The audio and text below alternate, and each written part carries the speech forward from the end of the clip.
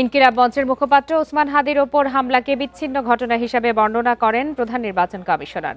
জানান, এই ঘটনার কোনো প্রভাব নির্বাচনে পড়বে না। সকালে তেজগাঁওয়ে তরুণদের জন্য মক ভোটিং কার্যক্রমের উদ্বোধন করতে গিয়ে সিইসি বলেন, ২০২৪ সালের তুলনায় দেশের পরিস্থিতি এখন অনেক ভালো। নির্বাচন নিয়ে কোনো শঙ্কা নেই। সকালে রাজধানীর তেজগাঁওয়ে দিনব্যাপী মক ভোটিং কর্মসূচিতে ভিড় করেন তরুণরা।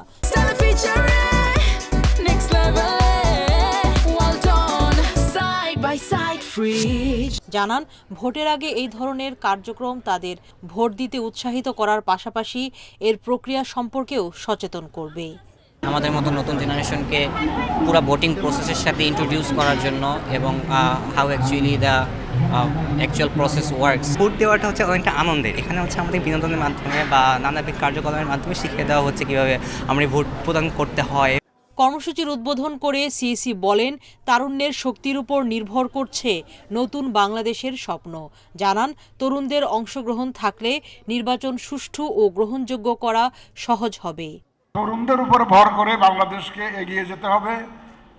আমরা আশা করি আমাদের যে নির্বাচন, নেক্সট যে নির্বাচনটা হবে, আমরা একটা ফ্রি, ফেয়ার এবং ক্রেডিবল ইলেকশনের জন্য অঙ্গীকারাবদ্ধ। আমরা আশা করি তরুণ বুড়াদেরকে সাথে পাবো।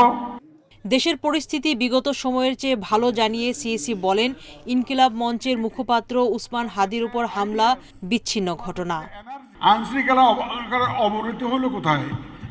একটু মাঝে মধ্যে দুই একটা খুন খারাপি হয়, যে হাদির একটা ঘটনা হয়েছে, আমরা এগুলো বিচ্ছিন্ন ঘটনা বলে মনে করি। এই ধরনের ঘটনা তো সবসময় ছিল। আগে কি আহসানুল্লাহ মাস্টার খুন হয় নাই? এরকম তো অনেক আগে হয়েছে, ঘটনা তো অনেক আছে। আমাদের কিবরিয়া সাহেব, যে ফরমার ফরেন মিনিস্টার কিবরিয়া সাহেব খুন হন নাই? ইলেকশন আসলে এই ধরনের ঘটনা হয় বাংলাদেশে, এগুলো নতুন কিছু না। সবাইকে নিয়েই নির্বাচন আয়োজন করবে জানিয়ে সিইসি জানান, নির্বাচন নিয়ে কোনো শঙ্কা নেই, প্রস্তুতিও সম্পন্ন। We are fully prepared to move ahead.